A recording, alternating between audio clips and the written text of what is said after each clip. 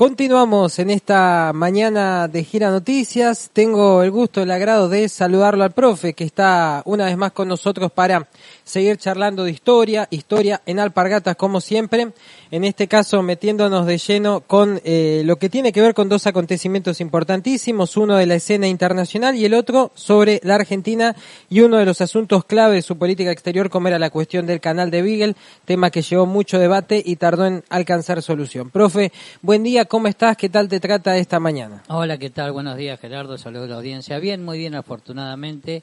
Y sí, tema que viene arrastrando desde hace más de, 75 años, pero que es un poco anterior al conflicto. Se tiene que decir, uno para entender esta resolución, estos conflictos que se declaran en 1947 y que lo intenta buscar las Naciones Unidas, se tiene que remontar un poco antes, cuando ya comenzaron a crearse ya la parte de conflicto más seria, es cuando se comenzaron a crear los kibbutz. Claro, estamos hablando de, no lo dije bien, la división entre Israel y Palestina, una resolución de ONU que llega después de la Segunda Guerra, en 1947, que divide el territorio, Jerusalén y creo que Belén como zonas algo así como neutrales, y el resto del territorio dividido en dos, y bueno, esa larga historia que tiene ahora su último día de tregua, ¿no? Porque recordemos que parece ser que mañana vuelven a el conflicto Israel y Hamas, así que es un tema con actualidad y que, como vos decís, profe, tiene 70 años desde, no sé, ¿es esto el huevo de la serpiente o ya viene de antes? No, este es el huevo de la serpiente, esto es culpa de Gran Bretaña, que comenzó con su dominación. Después, ya en otra ocasión dijimos, ese mito que acá le criticamos mucho a los turcos por todo lo que significa, todas las consecuencias que tienen sus usos y costumbres, práctica e historia.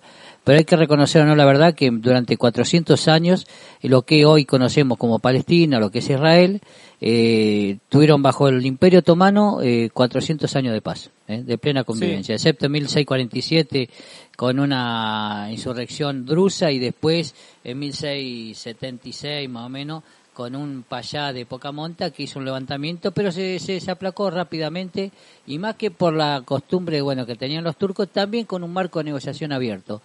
Cuando Inglaterra se hace cargo de lo que es este protectorado, es donde comienza a crearse y jugarse a dos puntas. ¿Y cuándo se hace cargo? ¿Después de la Primera Guerra? Después de la Primera Guerra. Durante la Primera Guerra ya Inglaterra comienza a mandar el famoso Lawrence de Arabia, manda un oficial del ejército británico para que se levanten todas las tribus, digamos, toda la parte de lo que es los beduinos, toda la parte de lo que es la península arábiga y todo lo que estaba bajo dominación turca, para que se enfrenten y resistan al Imperio Otomano.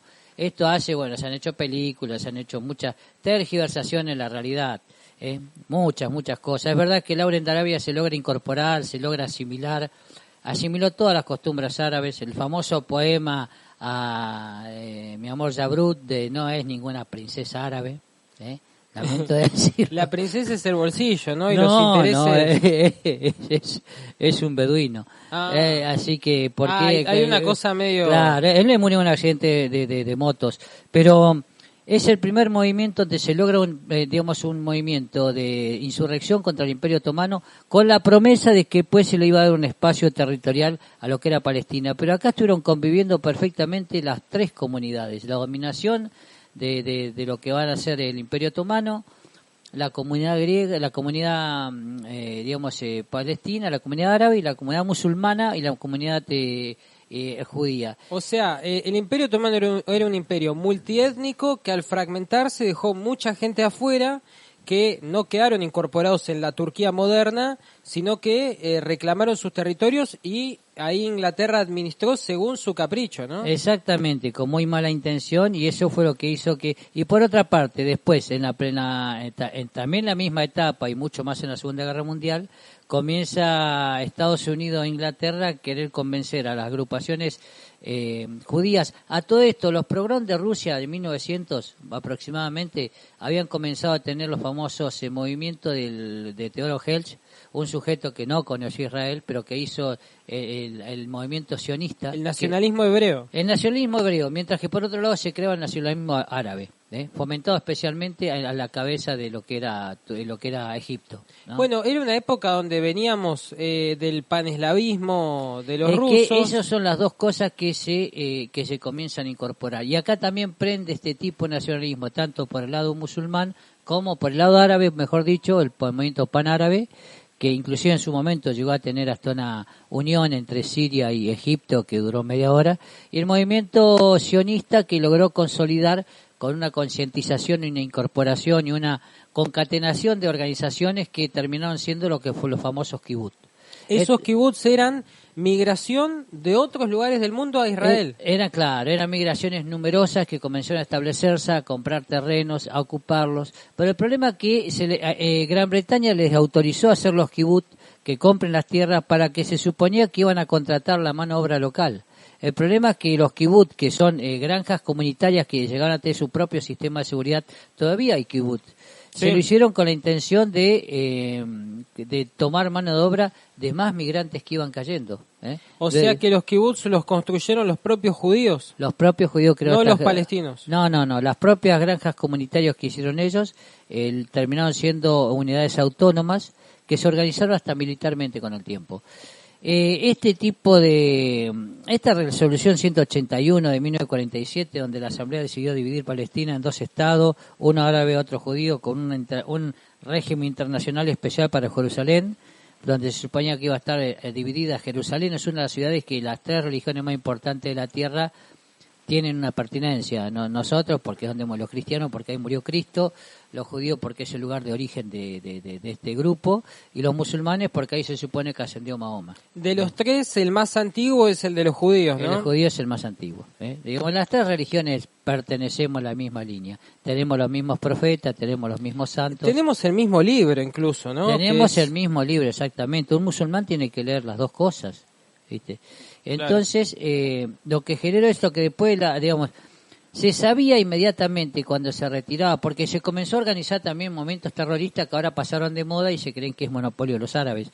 Pero el movimiento del Irgun, por ejemplo, que eran sistemas de atentado contra los ingleses para poder ocuparse, eso es algo, la más famosa es la bomba que le pusieron en cántaros de leche al hotel Rey David. Ajá. Que mató gente y mató británicos, mató como toda bomba que se coloca, no discrimina a quien está ahí adentro. Sí, claro. Entonces, esto es pre-segunda guerra mundial, y eso fue lo que lentamente se fueron organizando dos comunidades. Todos los grupos árabes que se organizaron también provocaron y alimentaron a la bestia. El jefe del movimiento panárabe le mandó una carta a Ben Gurión que cuando en 1947 se hace esta declaración y en 1948 se retiran las tropas israelíes, automáticamente las tropas inglesas, automáticamente Ben Gurión declara la independencia. De Israel. De Israel. Crea el Estado de Israel, inmediatamente se reúnen todo el movimiento panárabe, que son todos los países que rodean a lo que es hoy Israel, desde Arabia, Jordania, Cisjordania, muchos países que han cambiado, Siria, el Líbano, todos esos lugares, y que se los vamos a expulsar al mar. El único laico de toda esa serie de países es Turquía, ¿no? Solamente Turquía. Y estoy pensando en Georgia y Azerbaiyán, pero ya están más lejos. Sí, pero estamos hablando ya de otro lugar lejos de la región. Ya es más Asia Central. Claro, de hecho, más en la zona asiática. La zona de Medio Oriente propiamente dicha, quitando, y tampoco Turquía, porque Turquía también está en la zona Eurasia prácticamente. La única que Turquía solamente tiene Estambul dentro de Europa. Y Egipto es del Islam, por más que sean un poco más suaves que el resto, pero es el Islam. No digo que sea un gobierno teocrático, pero tiene unas características donde la religión está muy influida. Y ellos mismos crearon una carta donde amenazaba a Ben Gurión, le decían, si usted puede tener razón, pero estamos en guerra, y durante la guerra la única razón son la fuerza. Esto llevó a que los israelíes se organizaran de una manera increíble y después, tuvieron dos guerras, la guerra de 6 días, la guerra de Yom Kippur. Entonces, repasando los hechos, Inglaterra en su protectorado permitió estos kibbutz, fueron avanzando los judíos mediante esta estrategia, en vez de integrar a palestinos como mano de obra, directamente lo hicieron solo con judíos, y después llega, después de la victoria de los aliados, esta división de Israel, que es la famosa de las franjas. De la franja son porque hay dos territorios. La franja de Gaza es una parte que está donde tiene límite con Israel y con Líbano. Con Egipto. Con Egipto. Pero hay que entender una cosa, Palestina después en 1974 recién pudo lograr un reconocimiento. Sí, pero estoy pensando, tengo entendido, profe, que las franjas que propuso ONU hacían que tengas un pedazo de Israel, un pedazo de Palestina, un pedazo de Israel, un pedazo de Palestina, bueno, ¿no? Ese fue el gran problema. La división que se hizo en cuestión de territorio especial fue muy mal organizada. Muy caprichosa y sin conocimientos propios del lugar.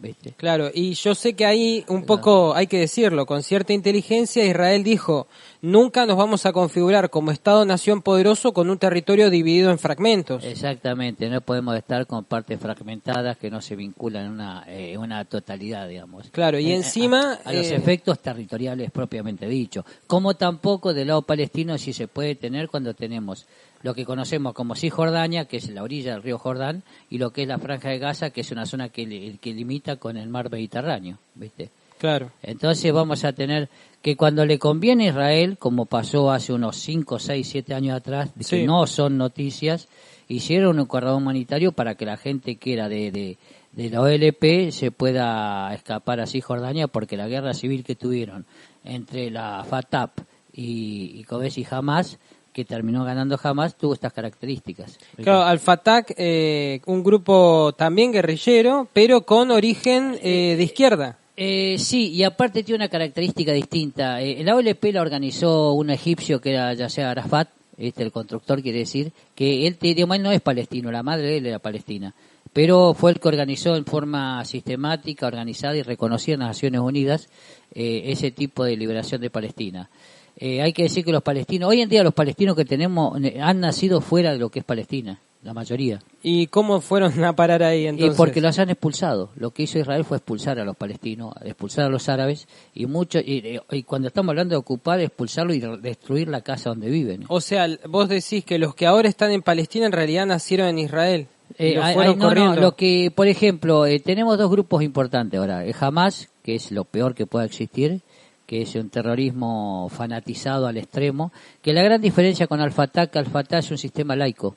El que gobierna no tiene por qué ser un líder religioso y tiene el concepto de la negociación, ¿viste? Negociar significa ceder, ¿viste? En un momento es que si vos negociás es porque estás dispuesto a ceder algo. Al-Fatah negocia y tiene un sistema de gobierno laico, vamos al caso. Claro, en cambio jamás es teocrático. No, acá es teocrático. El mismo conductor tiene que ser un líder religioso y desde ese punto de vista la intolerancia es insoportable, mientras que y son de origen sunita, que es la gran diferencia con la religión musulmana. Mientras que el norte de Israel, donde está Hezbollah, en el sur del Líbano, eso está formado.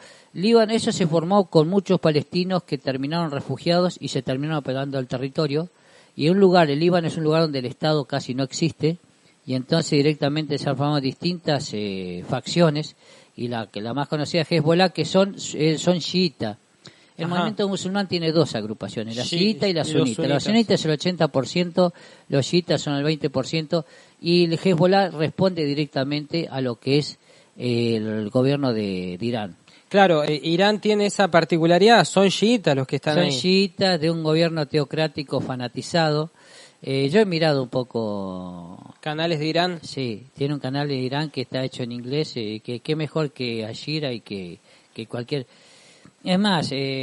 porque Al Jazeera de Arabia Saudita tiene la visión yanqui. Sí, inclusive cuando se traduce tiene versión árabe y solamente inglés. En cambio el que vos decís es de Irán. Sí, se transmite desde el Líbano, es de Irán y es la televisión nacional de Irán. Se transmite tanto en árabe, en inglés y en castellano. Y dicho sea de paso, ahí se observa cómo se alimenta el odio. Claro. Y el fanatismo especialmente. Y el peor de los fanatismos, Gerardo, es cómo se maneja el fanatismo religioso. Me imagino. Entonces, voy entendiendo que había palestinos viviendo en Toda Palestina. Toda la vida hubo palestinos, desde la época del rey David, más o menos. Claro, porque cuando uno ve a este Theodor Herz, a este intelectual, un poco la actitud es, bueno, a ver, ¿en qué lugar, sin un poder tan establecido, podemos ir e instalarnos y hacer un Estado? Y uno piensa que elige la opción de Palestina entre las otras que va garabateando, Argentina entre una de ellas, uno piensa que elige Palestina porque era un desierto, había poca gente, y por lo que vos me decís, no, había mucha población y la fueron desplazando y corriendo hacia estos lugares que me decís, Hezbolá, norte-sur del Líbano, otro sector en la zona de Egipto y otro, me imagino, en la Franja de Gaza, ¿no? Sí, exacto. Teodoro Herzl, primero hay que decir, es un húngaro que nunca conoció... Nunca fue a la Tierra Prometida. Nunca fue a la Tierra Prometida, pero tiene un libro que yo recomiendo, Un Estado Judío, donde él explica que, como decimos siempre en este programa, el concepto de Estado es muy rudimentario, pero la expresión mínima indispensable en esta historia en la alpargata. El Estado es una unidad política y para que exista tiene que haber un territorio. Y es de ahí donde se aferra Teodoro Herzl y dice, bueno, si durante tantos miles de años no hemos sido extinguidos es porque alguna voluntad tenemos, es que realmente somos los elegidos de Dios, que es lo que tiene siempre el judaísmo, somos los elegidos de Dios, el único pueblo con quien Dios hizo tratado. Claro, porque además tienen varios profetas, Abraham, Isaac. El primero, que es el padre de la humanidad, es Abraham, ¿viste? Sí. Lo cómico que Abraham es iraquí. Mirá. Porque Abraham era de Ur, ¿viste? Ajá. Fíjate, ¿dónde está Ur? Está en Irak. Pero bueno, más allá de estas características, la importancia de Teodoro Herzl es que es una gente que fundó el sionismo diciendo, tenemos que buscar un territorio donde poder establecer un Estado judío. Las opciones eran múltiples, estaba Argentina, Uganda, no me acuerdo de otro país más, y Palestina. Pero creyendo él que eran estados débiles, ¿no? Y con una población domesticable. Era la idea de ocupar un espacio, un terreno, y a través de la historia es de un grupo permanentemente sobre otro. Eso, sí, eso, sí, la historia, es un conflicto la historia permanente. Es un permanente... La ley del más fuerte muchas veces. Sí, la ley del más fuerte, la hibridación, la mezcla... y digamos, y eso, los movimientos, los orígenes del movimiento sionista son a menudo considerados sinónimos de la época de este señor, de Theodor Herzl, sí. Que él murió en 1904, o sea, él no llegó a conocer, es más, después se le puso el nombre en función de su prédica, ¿no? De su manifestación. Pero ahí está lo que decíamos el otro día de Engel, ¿no? Qué importante cuando vos haces un lineamiento porque se sostiene a través del tiempo. Sí, más si conseguís discípulos como los que consiguió este muchacho. Sí, no, el problema cuando estos discípulos se sienten que son invocados por Dios y lamentablemente ese tipo de cosas hace que después, por ejemplo, esta resolución de la partición de Israel, la ordenanza 181, cae en el saco roto. Porque lamentablemente ya automáticamente este sistema imperialista que tuvo Gran Bretaña, que fue una experta en eso, dividirnos para poder manejarnos mejor, el ejemplo más claro lo puedes tener con Burundi, lo puedes tener con los conflictos que tuviste con Pakistán y la India también. Pakistán y la India, lo más reciente que fue la peor versión de luego que puso esta maldita serpiente de Gran Bretaña, que es, desde el punto de vista imperialista, ¿no? Los Hutus y los Tutsi.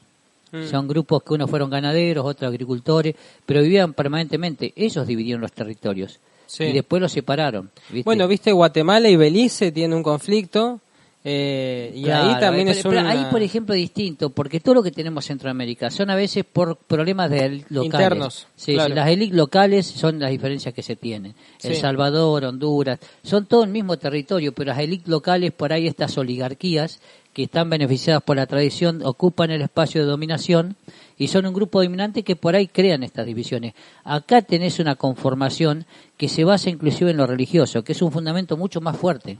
Claro, y peligroso, ¿no? Es el más peligroso que hay. Cuando un sujeto se cree que está invocando una cuestión religiosa, es el peor de los soldados. Bueno, Dostoyevski en Los Hermanos Karamazov, cuando Dios está en el medio, todo está permitido. Exactamente, ¿viste? Si Dios está conmigo, ¿quién puede estar contra mí? Así entonces, desde este punto de vista, de este espíritu de cruzado, lo veríamos nosotros como cristianos, es que te lleva. El tema que abordó, digamos, la resolución de la cuestión de Palestina en la Asamblea General había decidido dividir en dos estados, pero no respetó la ocupación y la interrelación que podía haber entre los grupos.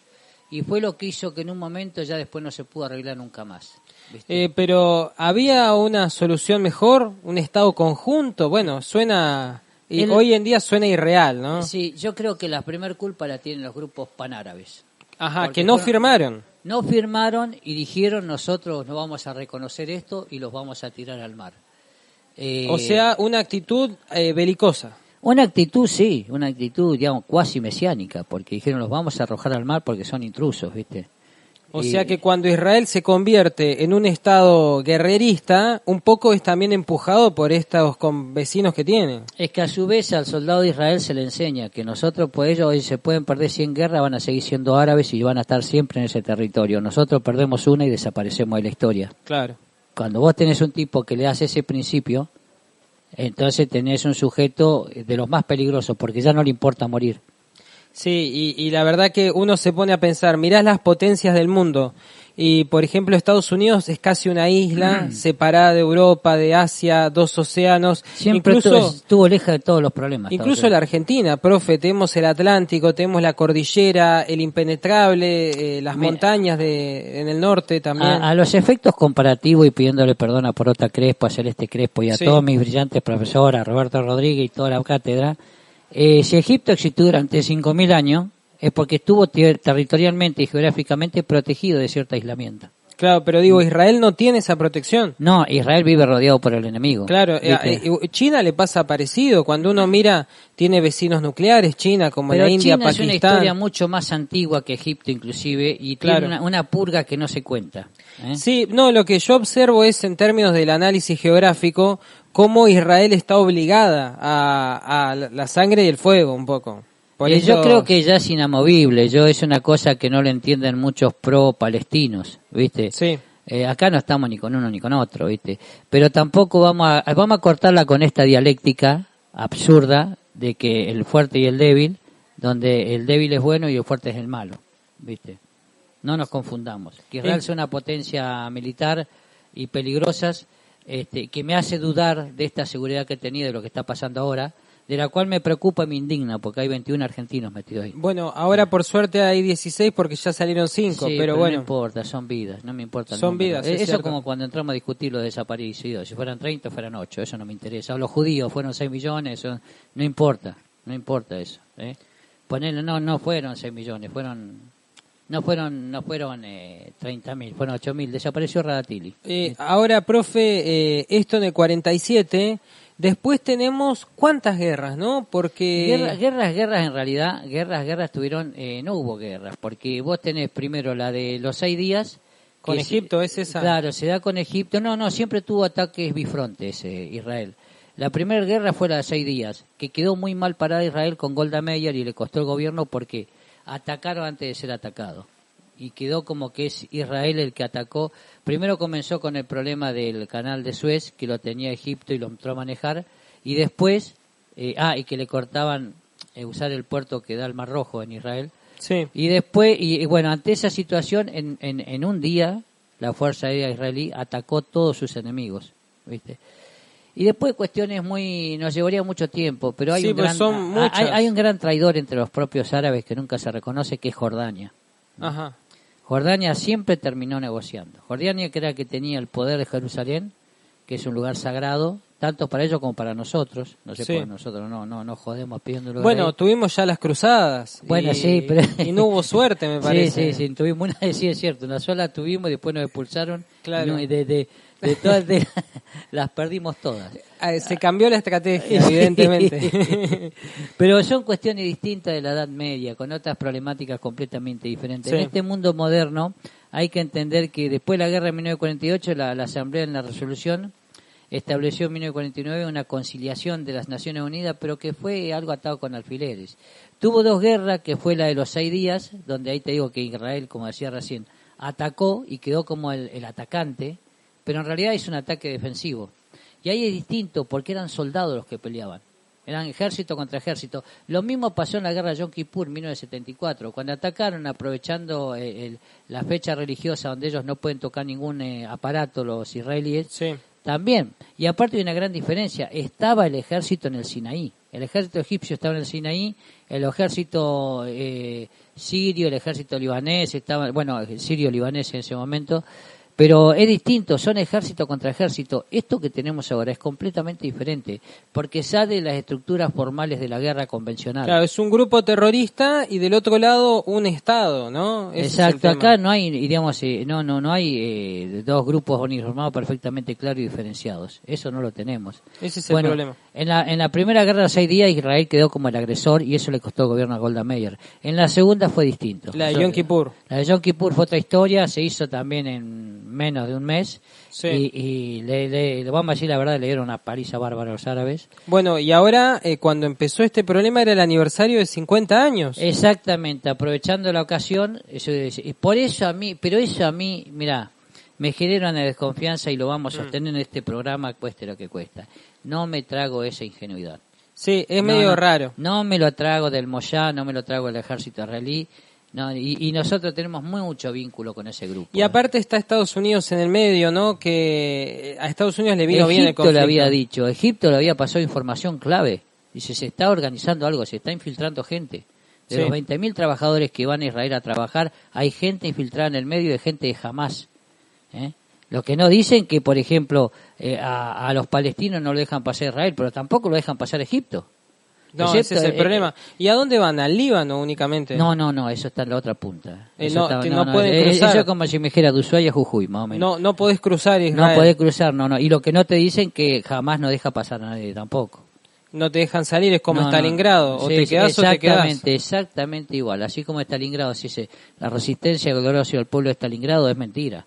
Porque los dispositivos de seguridad, cada camión que salía lo daban vuelta. No había opción. No, te quedás acá a morir con nosotros. Bueno, y después está, los Estados Unidos, porque justo China estaba avanzando en negociaciones con Israel, en acuerdos comerciales. China quería hacer un puerto que salga de Israel, así como quiere hacer un puerto en Tierra del Fuego, y está por hacer el de Nicaragua. Y casualidad, en los lugares donde se mete China, después hay conflictos. En Argentina gana Milei más suave, en Nicaragua está como está, y en Israel, fíjate el ataque, ¿no? Sí. A mí me resulta sospechoso, y justo Estados Unidos que le vendió armas de primera línea a Israel. Fíjate eso también de Estados Unidos. A Ucrania le da de segunda línea, a Israel le da de primera línea. Siempre Estados Unidos esas cosas. Sí. Acá hace poco usamos Gana con el conflicto. Sí. No me acuerdo qué ejemplo usamos. El de Brasil en la Segunda Guerra. Sí, ¿viste? Las raciones de tercera la categoría. de tercera, viste, un montón de cosas así. Bueno, esto hizo que la resolución 781 recién en 1974, mirá que estamos hablando, en 1946, 1974 la cuestión palestina volvió a figurar en la agenda. Recién ahí, 1974, o sea que es lo que pasó después en la guerra de Yom Kippur, pero recién ahí comenzó a ser un tema. Sí, a todo esto, Palestina es un estado reconocido. Sí, es un estado completamente reconocido, perfectamente constituido, lo que pasa es que Israel hace un control de gendarme que llega hasta lo indecible. Claro, porque yo la bandera de Palestina la conozco muchísimo y hay miles de personas que lo mismo. Se está juntando con lo mejor del barrio, por lo que veo. No, pero digo, en WhatsApp, WhatsApp tiene la bandera de Palestina. Hay una serie de elementos, aparte porque en semifinales del Mundial, varios marroquíes, cuando pasa Marruecos a semifinal, se colgaron la bandera de Palestina en la espalda. No, hay una gran condición entre los árabes que Palestina es el reconocimiento de un pueblo que no se lo respeta. Es cierto que hay que conocer la zona. Yo voy a recomendar un libro que Leila lo ha escrito, es muy bueno. Hay cosas que hay que entender. Con cuestión de la seguridad, Israel tiene una actuación bastante cruel. Sí. Hasta lo ridículo. Por ejemplo, vos vas a Gaza y todavía vas a ver que hay carros con burros. ¿Por qué? Porque no les permiten usar auto a los palestinos de Gaza. ¿Por qué? No, pero ¿por qué? Porque varias veces han usado los autos bomba. Ah, claro. Entonces, como es muy difícil hacer un burro bomba, aunque no pierdo la esperanza, pero esas son las características. Aparte otra cosa, lo que no se habla, durante años hablamos del muro de Berlín como una herida permanente, como un clavo que se enterró la humanidad después de la guerra. Y del muro de Israel no habla nadie. Israel tiene construido un muro que separa... Tiene construido un muro de 9 metros donde separó familias, casas y lugares. Y eso no es noticia. Sí, es tremendo. Entonces, bueno, cuando vos comenzás a crear esta línea del odio, lo que crea es el resentimiento. Y llega un momento que se pierde la capacidad de negociación y yo creo que no se resuelve más, ¿viste? No, para mí no se resuelve más. Me quedé pensando en que nosotros, profe, los católicos, tenemos el Vaticano, los árabes tienen la Meca, y bueno, los judíos... El gran problema de los musulmanes, de los hebreos, de los judíos y nosotros, que nosotros tenemos una institución organizada, que si bien teóricamente no existe la jerarquía, hay una organización previa y un representante que responde por eso. Cosa que no sucede ni con el Islam ni con los... Bueno, pero el Islam por lo menos tiene la Meca, pero es un lugar de rezo solamente. La Meca es solamente un lugar de peregrinación igual que la Medina, nada más. Porque la giran pero no hay una autoridad, no hay una figura, un líder que aglutine a todos los musulmanes. ¿Los ortodoxos tienen un líder? No tienen está, digamos, el patriarca que le dicen. El patriarca, pero no llega a tener la figura de representatividad del Papa. Del Papa. ¿Y dónde está el patriarca, profe? ¿En Rusia? No, es griego. Ah, ¿es griego? Es griego, sí. Mirá. La religión ortodoxo cristiano es griego porque... Arrancaron ahí. Sí, no nos olvidemos que eso era Bizancio, lo que hoy es Estambul. Así que... es una separación del cristianismo donde ellos mantuvieron su manera tradicional. Sus símbolos y su... la tradición del cristianismo, ¿viste? Así como, digamos, la primera iglesia cristiana es Armenia. Sí, la primera, ellos no cambiaron nada, ni siquiera el calendario. ¿Viste? ¿Siguen con el otro calendario? El calendario propio, ni siquiera el juliano. Pero tiene estas características. Bueno, estamos nombrando diferentes religiones antiguas. No, son todas cristianas, somos todos lo mismo. Los armenios, los ortodoxos y nosotros los católicos. Y los católicos somos todos cristianos, somos todos creyentes y toda la misma estructura. El católico, que la palabra católico es porque es universal, tiene una figura representativa que más o menos puede tener un direccionamiento, cosa que no sucede ni con los judíos ni con los musulmanes. Ahora, los judíos tienen el muro de los lamentos, ¿o no? ¿Dónde queda? Los judíos... Bueno, es una vieja historia, ese no es lo que representa la historia. No es el paredón original. ¿No es el de Jerusalén? Sí, es en Jerusalén, pero no es el templo original que había hecho Salomón. Ok. Ese lo tiraron abajo. Los romanos cuando destruyeron todo lo que iba a ser. De hecho, la palabra Palestina es una palabra romana. Sí. Cuando ellos convirtieron a esa región en una provincia. Pero lamentablemente sucede esto, cuando se hace esta revolución administrativa pueden sonar en el plano de las intenciones como lo más avanzado y progresivo puede haber, pero la resolución 181 ni siquiera en el 2012 lo pudieron lograr. Así que se hizo mucho lío con esto. No sabemos si había una solución mejor, pero esta seguro que no era. Fue algo simbólico prácticamente y murió en las proclamas. Y después, no hay que olvidarse esta reacción de los árabes diciéndole a Israel vas a tener que sostenerte con las armas y la respuesta que fue así. El gran problema es que el movimiento panárabe, la primer carta que existe, que se la puede leer y yo no la tengo acá, la tendría que buscar, le dice claramente, usted tiene razón, Ben Gurión, pero esta es una guerra y acá lo que entra, la prioridad se resuelve por las armas. Tremendo. Bueno, un caso que ya tiene muchos años, una oportunidad para charlarla muy importante. Y una idea, Gerardo, que tenemos que superar, cortarla con la dialéctica de que Israel es el fuerte y es el malo, que Hamás es el débil y es el bueno. Los dos lados son malos y los dos lados son buenos. Es más complejo y contradictorio. Jamás, digamos, no, lo digo porque nosotros en nuestro país llegamos a lo ridículo. Yo tengo que soportar a Bregman, a la representante de la izquierda, mujer que apoya a Hamás. Es una ridiculez. Y judía. Y judía. Y amenazada de muerte. Mirá que macanuda, ¿viste? Y con una actitud ojo, el judaísmo tiene mucha más intolerancia que nosotros, Sí, es cierto. Usted que es filósofo sabe muy bien que Spinoza... No, claro, y hay, Spinoza tuvo muchos problemas. Exactamente. Lo quisieron asesinar más de una ocasión, era un perseguido. Sí, por eso, digamos. Por ahí somos muy criticados los católicos, pero... Por ese lado también. Cada uno tiene lo suyo. Ahora mismo hacemos tanda y nos metemos con otro tema. En este miércoles de Historia en Alpargatas estamos charlando con el profe y acabamos de hablar de Israel y Palestina a propósito de la resolución de un día como hoy en 1947 en la ONU. Ya volvemos. El Gira Noticias. Sin dudas el punto donde habita la información. Continuamos en el Gira Noticias, estamos charlando con el profe en Historia en Alpargatas, nuestra sección sobre efemérides históricas y por supuesto con el repaso día a día de los acontecimientos importantes que deja este planeta y sus distintas geografías. Reside un tema internacional de hondo alcance como es el de Israel y Palestina, la cuestión de la resolución 781 de 1947 vía la ONU, y ahora nos metemos con un tema nacional que nos lleva a nuestro vecino del oeste, en concreto el que está allende la cordillera con Chile. 1984, un día como hoy, Raúl Alfonsín, tu tocayo, profe, daba solución a este conflicto.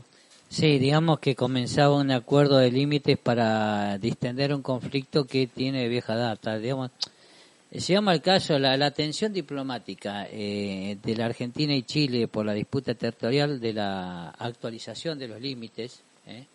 Cuando hablamos de Perito Moreno decíamos que tanto Perito Moreno como Barrios, que era el otro perito que estaba en Chile, ajá, empezaron a resolver los límites de la altura y los ríos. Ahí entraban a tallar los conocimientos de cada uno, ¿no? Y las disputas también. Y las disputas, porque Chile decía, donde vaya el río tiene que ser ese territorio. Perito Moreno le dijo, no, este río originalmente tiene otro tipo de curso, está alterado por la desmaleza, por la alteración del ser humano sobre el espacio geográfico, donde le cambian hasta el curso de un río, no cuidar un lugar. En este tipo de situación, a todo esto, profe, tengo entendido que la división es por los picos de las altas cumbres. El tema de altas cumbres basaba lo que eran los límites y a su vez la cuestión territorial se resolvía también con el curso de los ríos. El doble método. Sí, doble método. En el curso de los ríos, por ahí se tomaba en cuenta del tema de para qué lado iba el río. Si desembocaba en el Pacífico era Chile. Lo que Perito Moreno le dijo, no, ojo con el curso de los ríos porque acá han sido alterados. ¿Por qué? Por la intervención del ser humano y porque los meandros, la función propia que tiene una cuestión exorreica o endorreica que puede tener un río, puede transformar su curso, razón por la cual los territorios tienen que ser claramente determinados por el conocimiento previo de la cuestión geológica de los ríos. ¿Viste? Ahora bien, no porque el agua caiga para allá, que decir que esto es originalmente el curso que tiene este río. Eso ahora, ¿es una disputa estrictamente geográfica esta? Porque en el caso de Israel y Palestina, de lo que venimos hablando, ahí hay población en el medio. Acá estaban las tribus que tenían una lógica diferente. Bueno, eso tiene su trampa también, porque fíjese que lo que decíamos de Israel también, si vos agarrás la resolución y vos ves el mapa, vos decís, esto es una ensalada. Sí. Y acá nada bueno va a salir. Si vos ves, hay una sola parte hegemónica, determinante y monolítica, que es la parte de Israel. La parte del territorio judío. La parte árabe, ves que hay un compendio. Primero una división territorial, donde vos decís, ¿por qué agarrás un mapa y decís, por acá hay raya, por acá hay punto y por acá está todo oscuro? O de un solo color. Bueno, un solo color es de Israel, pero el resto son facciones de los propios musulmanes, de los propios palestinos, que no están de acuerdo con los criterios. Se le hizo con muy mala intención. Primero, no se divide un territorio de esa manera, que fue lo que Perito Moreno no permitió que quedara como antecedente con Chile. Perito Moreno buscó una solución que buscó una solución in situ, inclusive hasta hizo trampas si fue necesario. Claro. Y cuando vino el árbitro, que era un enviado del rey inglés, dijo, hay gente, sí hay gente, quiero consultar con esos ciudadanos. Fueron esos habitantes y dijeron, ¿usted qué se sienten? ¿Chileno o argentino? Argentino, listo, esta gente... Había gente que venía de Punta Arenas y le dijeron, no, nosotros estamos acá un montón de tiempo y nos interesa pertenecer a este lugar. Claro. O sea, este criterio que también es válido, hay que respetarlo, como decíamos muchas veces. Uno es donde elige morir, no donde nace determinantemente. Sí, es cierto. Un ejemplo claro. Recién hablábamos que la OLP la dirigió y su líder máximo y creador determinante fue Yasser Arafat. Yasser Arafat nació en Egipto. Bueno, y Abraham nació en Irak. Y Abraham nació en Irak, así que... Ahí hay otro ejemplo. Y Gardel nació en Francia. No en Uruguay. No en Uruguay. No en Tacuarembó. Decimos que por la disputa territorial a partir de la actualización de los límites de su plataforma continental es una datación de un conflicto de muy larga data entre los dos países, entre Argentina y Chile. Había un tratado limítrofe en 1881 que no dejó en claro a quién debía pertenecer un archipiélago. Ajá, que está por Tierra del Fuego. Abajo, sí, exactamente. Abajo de Tierra del Fuego, la isla Lenos, Picton y Nueva, que estaban ubicadas en las aguas del canal de Beagle frente a la costa de lo que es Ushuaia. En 1901, un mapa oficial de la Argentina las colocaba como parte del territorio nuestro. Ajá. Y la controversia siguió durante todo el siglo XX, hasta que en 1971 los dos países se comprometieron a someterse a un arbitraje del Reino Unido, que iba a ser el encargado de resolver la disputa, digamos, de este conflicto soberano, ¿no? Este litigio limítrofe. Los dos países estuvieron cerca de iniciar una guerra. ¿Por qué? Porque, si vamos a decir en honor a la verdad, el fallo favorecía a Chile. Entonces, Sí. y acá hay que entender una cosa, no habían dos gobiernos democráticos. Eran Habían dos dictaduras. Dos dictaduras militares, y lo que hizo Argentina fue una pataleta de chico caprichoso, como lo ha hecho varias veces, como lo hizo con el tema de las papeleras y todo eso. Y bueno, eso nos llevó cerca de iniciar una guerra, que el 21 de diciembre de 1978 nos puso al borde de un conflicto armado, donde nunca se movilizó tanta tropa como la que tuvimos en ese tiempo. Decir que, bueno, un enviado del Papa, el Monseñor Zamoré, los dos lugares católicos, tanto Sí. Pinochet como, no Videla, la Junta Militar, porque ese es el gran conflicto que teníamos. Nosotros no teníamos un poder único, Y bueno, los países se pusieron la ofensiva, negociaron. Después de intensas deliberaciones, firmaron un acuerdo definitivo de los límites entre estos países, entre nosotros dos, y el convenio se firmó el 21 de noviembre de 1984 y fijó el límite entre los dos países desde el canal de Beagle hasta el pasaje de Drake al sur de Cabo de Hornos. Chile se aseguró la soberanía de las islas en disputa y los dos países intercambiaron derecho de navegación. Ese es el tema, derechos de navegación intercambiables. Claro, exactamente. Y el problema ese fue justamente, bueno, el 21 de abril de 2009 la Argentina presentó al límite exterior de la Plataforma Continental Argentina ante la Comisión de Límites de Plataforma Continental, ¿no? Un tema bien específico, que se trata de un órgano creado por la Convención de las Naciones Unidas y sobre los derechos del mar, que tiene es el conflicto de esta institución. O Que sea, el tema sigue abierto, profe. sigue abierto. Yo creo que la cuestión territorial de la marítima y la cuestión antártica son cuestiones que no logran resolverse completamente, ¿no? La República Argentina, que empezó el proceso de análisis del límite exterior de la plataforma continental, digamos que a partir de un profundo y un trabajo científico y técnico por el cual determinó el límite exterior de su plataforma continental, tiene intereses encontrados. Digamos, la presentación contempla los derechos de soberanía sobre el recurso del lecho, del subsuelo, y hay una friolera suma de 1.800.000 kilómetros cuadrados aproximadamente.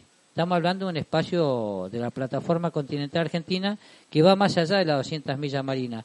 Sumamos cerca de también más de 4 millones de kilómetros cuadrados, casi 5 millones de kilómetros cuadrados, comprendido entre las líneas base de las 200 líneas marinas, y aparte porque el mismo mundo ha cambiado. Por ejemplo, siempre se decían, hay tú una limitación territorial, tú una tipo espacial, pero esto es dinámico. Ajá. Nosotros, por ejemplo, el trabajo de la isobata, que es la parte de la profundidad del agua, la extensión que se tiene, Sí. las 200 millas no son exclusivas para nosotros, pero hay un tratado que te permite, si vos demostrar una investigación de la isobata, un estudio, en el estudio de lo que pasa debajo del agua, en especies, recursos y todo tipo de diversificación natural que tiene ahí, te permite hacer 350 millas. Ahora, No sé. yo tengo entendido en esto del escenario dinámico y los estudios, Chile está perdiendo tierra todos los años Bueno, por el avance del Pacífico. El futuro inmediato, por eso siempre a Chile por algo Chile vive, si vos mirás cómo son las Fuerzas Armadas, Chile, te doy un ejemplo, Chile tiene 82.000 efectivos activos, listos y preparados, nosotros tenemos 80.000. No, profe, 82.000 Chile y Argentina, ¿cuántos? 80.000. No, pero estamos muy cerca, son solo 2.000 de diferencia. Sí, no, pero ahí está el tema. Ellos tienen aproximadamente una cantidad, 40.000 reservistas activos, listos Claro. y preparados, y nosotros no tenemos ninguno. Nosotros tenemos 80.000 y nos quedamos sin nada. Ellos, sin además nada. de los 82, tienen otros 40.000 para convocar. Exactamente. ¿Y por qué? Porque lo que vos acabas de decir es el Evangelio. Costa, digamos, ¿cuál es la costa? El punto de contacto entre la tierra y el mar. Y Sí. eso se supone que pertenece al territorio. La zona del sur de Chile, pasando, digamos, Puerto Montt para abajo, lo que es la zona de los hielos, se supone que esas aguas están sostenidas por hielo. Cuando se derritan esos hielos, esas aguas van a tocar territorio argentino. Por lo tanto, nosotros vamos a tener una salida al Pacífico. Y Chile no puede decir que un territorio no se puede partir, porque un territorio, un estado, se puede partir su territorio perfectamente sin ningún inconveniente. Chile puede estar partido al medio por el mar Pacífico, y una costa del Pacífico puede pertenecer a Argentina. Y si no, un ejemplo refutable es que Estados Unidos tiene todo el territorio partido. Sí, por el caso de Alaska, ¿no? Exactamente, y Sí, Canadá no se queja en ningún momento. Y tiene también territorios de ultramar como Hawái, ¿no? Sí, exactamente, Al mismo tiempo. sí, como Chile tiene 4.000 kilómetros de su costa, la isla de Pascua. La isla de Pascua, sí. Y los Rapa Nui no son sujetos que se consideran muy chilenos. Pero bueno, en este tipo de recomendaciones de estudio que uno hace, hay que ver que a veces es cierto que el territorio es una construcción social, pero el Estado es el agente decisional de todo este tipo y ahí van las políticas que se tienen. Ahora, volviendo a una pregunta que te hice antes, la población, cuando fue inglés a preguntarles de qué lado quieren ser, probablemente decidieron en base a la situación económica. En un futuro no puede ser así. complicado. Sí, no, por ejemplo, uno es de donde decide morir también, eso hay que reconocerlo. Sí. Pero también pasan situaciones como el río Pinturas. Viste que nosotros tenemos una fecha en que hacemos plebiscito del río Pinturas. Eso fue porque este hombre, para estar seguro, en un colegio hizo una elección. Y tanto los tehuelches, los mapuches como los galeses votaron. Y dijeron, queremos ser argentinos. Claro. Eso es indiscutible. Como también... Pero digo, ¿hoy elegirían lo mismo? Yo creo que no. Bueno, el ejemplo más claro, ¿por qué razón el Peñón de Gibraltar sigue en manos inglesas? Y porque la Porque gente en de la ahí... época de Franco, cuando se hizo un plebiscito, ¿qué quería hacer la gente? Claro. Hacía un plebiscito en las Malvinas ahora, ¿a de qué lado quieren estar? Sí, también. Bueno, Hay que tener cuidado con esa jugada. Claro, entonces ojo con lo que hacemos, señores, ¿viste? Sí. Bueno, hoy lo que tenía en 1984 un acuerdo que se iba a legitimar después con un plebiscito, muy mal manejado por Alfonsín, ¿eh? ¿Vos votaste en ese plebiscito? Sí. ¿Perdiste o ganaste? Perdí como perro. No, pero aclaremos una cosa. No es que vos querías que haya una guerra, porque ese es el tema. Ese fue el tema que nos hizo perder. Cuando se dijo, bueno, si decís sí es la paz... La campaña del miedo. Exactamente, se dijo, si es sí es la guerra, si decís no es la paz. Claro. Hacía poco que veníamos de Malvinas, no se conocía el tema, no se trató, fue un montón de pibes que mandaron y no volvieron. Claro. ¿Viste? Entonces, nadie quería una nueva guerra. Sí. Y después otra cosa, a los veteranos que consultaron, agarraron justamente lo que tenían la mejor formación intelectual, ¿viste? Claro, agarraron a yo gente después muy nacionalista. No, al contrario, pacifistas, ¿viste? O de centro izquierda internacionalista. Claro. Y dijeron, no, yo vengo a Malvinas, sé lo que es una guerra, así que por lo tanto voy a votar que sí para que no haya ningún conflicto.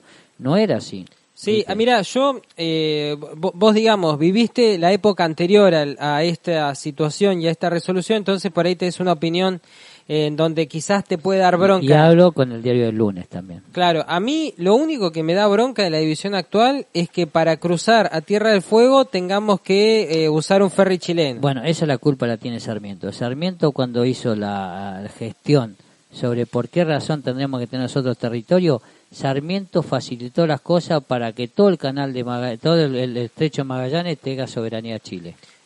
Incluso la isla de Tierra del Fuego. Exactamente. Voy a agarrar un mapa a saber que quitando nosotros Punta Dúngenes con la otra parte del Cabo Vírgenes, recién ahí son... Pero mientras tanto todo el territorio es chileno. La culpa la tuvo Sarmiento. En esa historia. Y Sarmiento, no nos olvidemos, pro-chileno.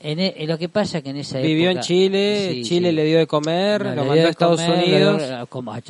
Bueno, no solo a Sarmiento, a muchos de nuestros próceres. Sí, ¿viste? Alberdi, Echeverría. Como muchos chilenos estuvieron en nuestro territorio también haciendo de la suya. Los hermanos Carreras. Sí, los hermanos Carreras, viste, muchos héroes que O'Higgins se llevaba de maravillas con San Martín. Y hicieron muy buenos negocios. Claro. Porque vamos a decir la verdad, tenía una cuenta en común en Inglaterra, era lo que correspondía por ley. Esto pasa como los sueldos y las dietas de los diputados. Es legal, señores. Sí, ese es el tema Se con la la casta. tienen que fumar, ¿viste? Sí, ¿Usted quiere un tipo que cobre bien para no ser corrompido? Bueno, eso cuesta tanto. Es así. Pues tienen un tipo que viaje y venga cuando quieran, eso cuesta tanto. Ahora que el tipo viaje o no viaje, esa es otra cuestión, ¿viste? Claro, pero entonces el conflicto viene de hace tiempo. Sarmiento le dio un gol a Chile, fue un gol en contra lo de Sarmiento. Bueno, pero en la época, también otra cosa, hay un gran anacronismo que yo estoy haciendo. En esa época, Gerardo, en esa época la Patagonia no era chilena, pero tampoco nuestra. ¿Viste? Claro, es que ese es el tema, a comparación del tema anterior de Israel y Palestina. Era una zona bastante poco... En litigio, como también lo fue el Chaco. Sí. El Chaco también lo era. Bueno, ¿no? pero ahí hubo una guerra. ¿no? Ahí lo que hubo fue una masacre. No digo el Chaco, el Chaco boreal de vos Paraguay. vos decís el Chaco no, salteño. nuestro Chaco. El Chacú, es digamos. Claro, tierra de caza y pesca en guaraní. Sí, bueno, no, entre Córdoba, al norte de Córdoba, hasta lo que es Bolivia, esa tierra era de nadie. Bueno, de hecho, por estas fechas, las Provincias Unidas en 1826 declaraban a Tarija provincia argentina. De la cual tuvimos un conflicto militar bastante serio. Una guerra con la Confederación Boliviana. Exactamente, una guerra con Confederación Boliviana donde vos ves quiénes pelearon de un lado y del otro y no entendés nada, ¿viste? No, es inexplicable, pero... No, porque hay muchos sujetos que eran recontra argentinos peleando para aquel lado. Para Bolivia. Exacto. Es que evidentemente los Estados-nación estaban en proceso de conformación en esta área y todos veníamos de la corona española también. Exactamente. Después lo que hay que entender siempre, que en este estrado los únicos que hay son intereses. Sí. ¿Viste? Y Chile tiene un interés permanente por ganar a lo ancho, ¿no? En territorio. Exactamente. Durante mucho tiempo el norte lo ganó a fuerza de ocupación y batallas, y el sur a fuerza de abandono por culpa de San Martín. El sur de Chile estuvo durante muchos años en manos realistas, y esas son las características. Después, bueno, yo por ahí critico a Sarmiento, pero en la época que Sarmiento le dejó el canal del Estrecho de Magallanes, la soberanía de Chile, a nosotros mucho no nos importaba, ¿viste? Claro, ahora, profe, entonces, ese día de la votación, 25 de noviembre de 1984, gana, la opción era aceptar el referéndum internacional, aceptar la mirada internacional del 71 o rechazarla, eso era lo que se votaba. Exactamente, y acá se acordaba negociar las partes para lograr un acuerdo. Ajá.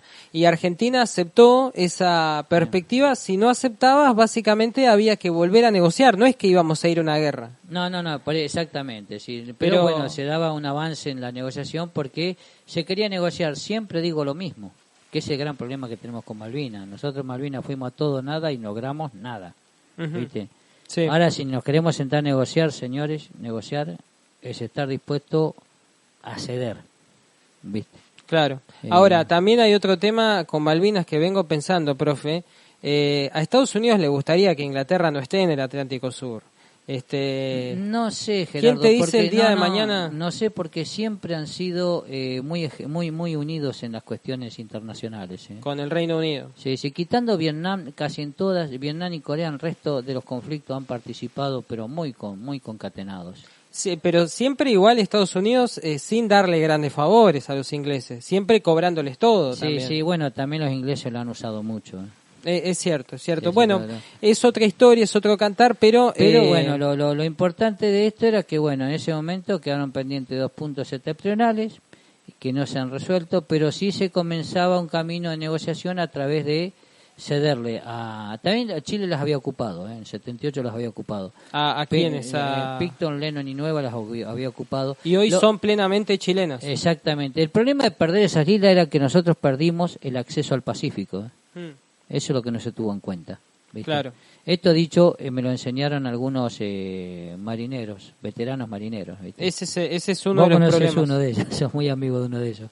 Ajá, sí, ya sé que Orquera, sí. Es un buzo táctico que conoce eso. Conoce perfectamente esa zona. Perfectamente los estados. Bueno, otro elemento más que se usó en 1984 cuando se fue al plebiscito fue que, primero, que si hacía así era la paz y decías no era la guerra, y segundo, muy porteño, muy bonaerense, ¿para qué queremos 3 islas de miércoles? Y ni las conocen. Aparte, el sistema de 3 islas hermosas. El sistema de entrenamiento de los buzos tácticos argentinos era te dejaban ahí 45 días y después te iban a buscar. Exactamente. Eran plazos de tiempo. Entonces, la gente que conoce eso es porque efectivamente está un tiempo largo en esa zona. Sí. En conoce continuo. Perfectamente el lugar. Y sabe lo que nos perdemos también. Sí. Por eso yo respeto mucho cuando por ahí se enojan estos marineros.